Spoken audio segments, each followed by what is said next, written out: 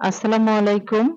সবাইকে ওয়েলকাম জানিয়ে শুরু করছি আমার এই ছোট্ট ভিডিওটা। তো আজকে ঈদের ৩য় দিন।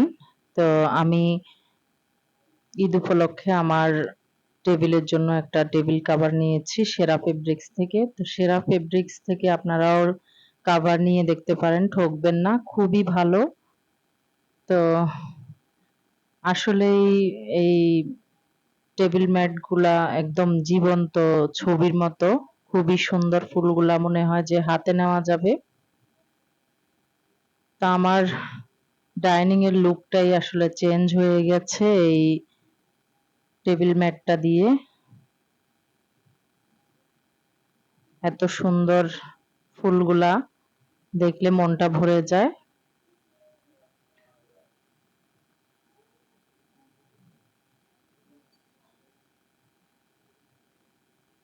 তা আমি সকালবেলা চাউলের রুটি বানিয়েছি গরুর মাংস দিয়ে। আমাদের কুমিল্লাতে চাউলের রুটিটা বানিয়ে খায় একেবারে প্রত্যেকটা ঘরে ঘরে। সবাই অনেকগুলা করে চাউলের রুটি বানায় আর গরুর কলিজা, মাংস এগুলা দিয়েই খায়, খুবই মজা।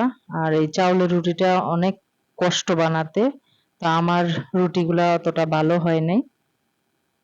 যাই হোক, সব সময় বানানো হয় না, মাঝে মাঝে যখন বানাই অতটা ভালো হয় না। তো আমরা সবাই মিলে চাউলের রুটি দিয়ে গরুর মাংস দিয়ে খাচ্ছি। আমার হাজবেন্ডের খুবই পছন্দ এই চাউলের রুটিটা, আর আমারও খুব ভালো লাগে। সেজন্য প্রতি ঈদেই আমি চাউলের রুটি বানাই। তো দুপুরবেলা আমাদের বাসায় আমার ননদ, দেবর, বাসুর সবার দাওয়াত ছিল। তো সবার জন্য রান্না করতেছি। তো রান্না বান্না শেষ করে এখন দুপুরবেলা হয়ে গেছে, সবার সবার জন্য খাবার রেডি করছি। তো ঈদে আসলে একটা আনন্দই হয়, সবাই সবার ঘরে খাবার দাবার খায়, সবার সাথে সবার দেখা হয়। তাছাড়া সারা বছরই সবাই ব্যস্ত থাকে, কারোর সাথে কারো দেখাও হয় না। তো আমার ঘরে খাবার দাবার শেষ করে পরের দিন আবার আমরা আমার ছোট জায়ের বাসায় চলে যাচ্ছি, ওখানে আমাদের দাওয়াত। তো বাচ্চারা সহ সবাই চলে আসলাম। আমাদের দোতলাতেই আমার ছোট জা থাকে, আমরা এক বাড়িতেই থাকি সবাই মিলে। তো জায়ের বাসাটাও অনেক সুন্দর, একেবারে পরিপাটি গুছানো। আমার বাসাটা একটু এলোমেলো থাকে মাঝে মাঝে, আমার যেহেতু ছোট বাচ্চা আছে। তো অনেক সুন্দর গুছানো।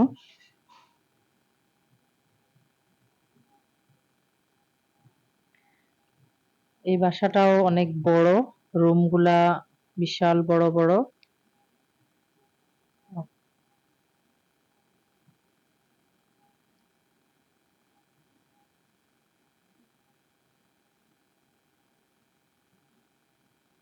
তো সবাই খেতে বসে গেল।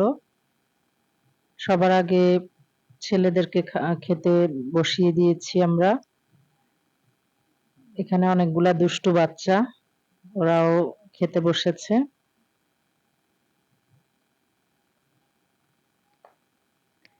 তো খেয়ে দেয়ে বিকেল বেলা আমার বারান্দায় একটু চলে আসলাম। আমার বারান্দায় নতুন একটা ফুলের গাছ নিয়ে আসলাম ছাদ থেকে, খুবই সুন্দর ফুল ফুটছে অনেকগুলা। আর বারান্দার সাইডে আমি কাঁঠাল গাছ লাগিয়েছিলাম, একদম নিচে থেকে 3 তলা পর্যন্ত উঠে গেছে।